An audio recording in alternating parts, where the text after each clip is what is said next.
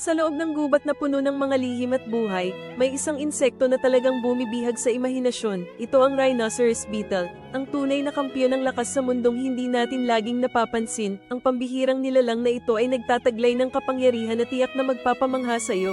Handa ka na bang tuklasin ang kanyang kwento? Ang kanyang iconic na sungay ay hindi lang para sa paningin. Ito ay sandata at kasangkapan. Ginagamit niya ito sa labanan, paghahanap ng pagkain, at pag-angat ng mga bagay na halos 850 beses mas mabigat kaysa kanya. Isipin mo na lang, kung ikaw ay ganito kalakas, kaya mong buhati ng isang malaking kotse nang walang kahirap-hirap, talagang nakakamangha ang taglay niyang lakas, ngunit higit pa sa kanyang lakas, ang rhinoceros beetle ay napakahalaga sa ating kalikasan. Sila ay mga natural na taga-resiklo sa gubat, tumutulong upang mapanatili ang kalusugan ng lupa. Ang kanilang buhay ay patunay na ang sukat ay hindi sukatan ng tunay na kapangyarihan at kahalagahan. Ang bawat nilalang ay may gampanin, at sila ay mahalaga sa ating mundo, isang tunay na kababalaghan.